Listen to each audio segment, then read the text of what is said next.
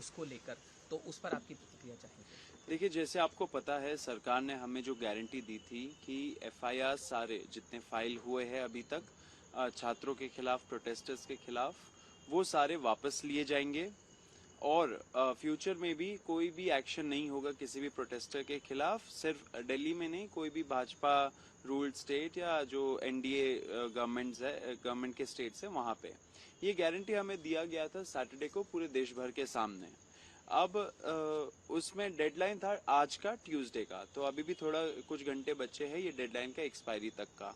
अभी तक हमें वो आश्वासन पूरी तरीके से सरकार से रिटर्न में नहीं मिला है। बहुत सारे स्टेट्स, कुछ स्टेट्स है जैसे कि बिहार और असम जहाँ पे एक नोटिफिकेशन निकला है इसी गारंटी का, एंड उसके बाद आज के दिन में कोई भी स्टेट्स में या यूनियन गवर्नमेंट के तरफ से ऐसा कोई रिटर्न गारंटी अभी तक हमें नहीं मिला है। आज शाम को सरकार के जो रिप्रेजेंटेटिव्स हैं उनसे मैं मिलने भी गया था, उनका इनविटेशन आया था। उसमें उन्होंने मुझे सुप्रीम कोर्ट का एक ऑर्डर दिखाया जिसमें जो डायरेक्शन नंबर 4 है उसमें लिखा हुआ है कि जो एफआईआर एग्जिस्टिंग है उसमें इन्वेस्टिगेशन फर्दर चल सकता है। अब मुझे ये नहीं पता कि मतलब कि अब सरकार ने बोला कि क्योंकि ये है रिटन ऑर्डर सुप्रीम कोर्ट का, इसके वजह से मैटर सब जुडिस हो गया है। मैंने बोला आप लोग गारंटी देंगे रिटर्न में या नहीं देंगे? अभी तक उनके तरफ से कोई जवाब नहीं आया है। तो मैं यही बताना चाह रहा हूँ सरकार को कि आप बहुत बड़ा विश्वासघात करने जा रहे हो देश के युवाओं से। हम लोगों ने डिक्लेयर किया है कि हमें ऐसा कोई भी ऑर्डर जिसमें जो हमें एक गारंटी दिया है सरकार ने उसका उल्लंघन हो, वैसे कोई भी ऑर्डर या कोई भी डिसीजन स्वीकार नहीं है। छात्रों को जो आपने वादा किया था वो वादा आप रखिए, एंड हम चाहते हैं कि आगे भी चल के अगर कोई भी डिसीजंस होते हैं छात्रों के हित में अगर आप लेते हो और अगर आपने उसको प्रॉमिस किया है तो वो आप रखिए। अगर आप नहीं रखते हो तो हम बता देना चाह रहे हैं कि हम लोग फिर से एक बहुत बड़ा प्रोटेस्ट का ऐलान करेंगे। दिल्ली में होगा, दूसरे स्टेट्स में भी होगा, एक तरीके से पूरा नेशन वाइड हम लोग फिर से प्रोटेस्ट करेंगे क्योंकि जो छात्रों का हित है उस पे हम लोग काम करते रहेंगे। एंड जो जितने भी प्रोटेस्टर्स हैं जिनको टारगेट किया जा रहा है या फ्यूचर में जाके उनको टारगेट किया जाएगा, उनको हम लोग बचाएंगे, उनको हम लोग अकेला नहीं छोड़ेंगे। तो सरकार को मैं बता देना चाह रहा हूँ कि आप ऐसा विश्वासघात मत करिए किसी भी युवा के साथ। आपने जो वादा किया है वो आप फुलफिल करिए।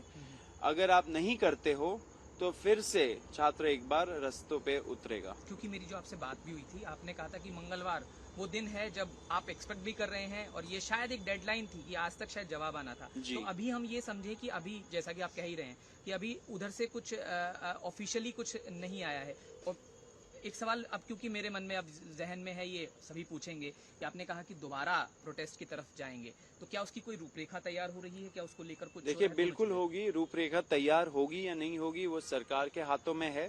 अगर सरकार हमारी जो अश्योरेंसेस है वो फुलफिल नहीं करती तो हम लोग रूपरेखा भी बनाएंगे एंड रोड पे भी आएंगे। मैं ये भी बहुत क्लियर कर देना चाहता हूँ कि जो सुप्रीम कोर्ट का ऑर्डर है उसमें कहीं ये नहीं लिखा है कि सरकार एफआईआर को विड्रॉ नहीं कर सकती। ऐसा कुछ भी नहीं लिखा है ऑर्डर में। सरकार इस ऑर्डर का झांसा देते हुए उसको वेपनाइज ना करे।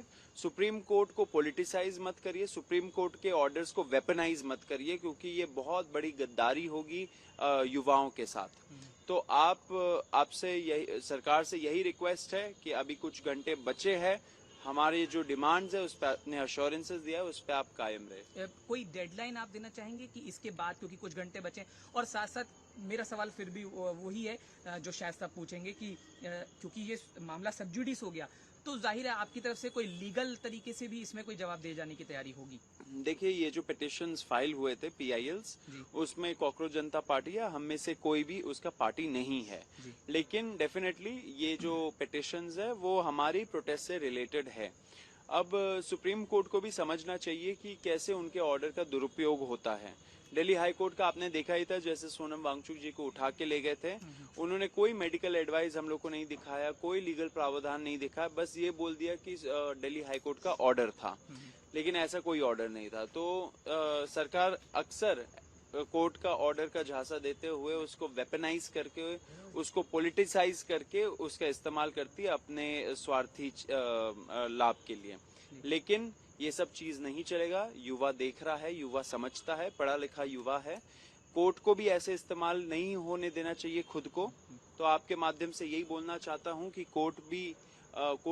कोर्ट में जो जजेस बैठे उनको भी समझना चाहिए उनके साथ क्या हो रहा है, उनके ऑर्डर्स का कैसा दुरुपयोग किया जा रहा है। एंड सरकार से भी हम बोलना चाहते हैं कि अगर आप नहीं मानते हो, अगर आप अमल नहीं करते हो आपके गारंटीज पे, तो हम लोग फिर से रोड पे उतरेंगे। एंड इस बार जब उतरेंगे तो पूरा जवाबदेही लेके जाएंगे। एक आखिरी बस संक्षेप में कि चर्चा चल रही है उस बिल पर, एंटी पेपर लीक बिल पर संसद में, तो आप कैसे देखते हैं? बहुत अच्छी बात है, सब चीजों पे डिस्कशन होना चाहिए।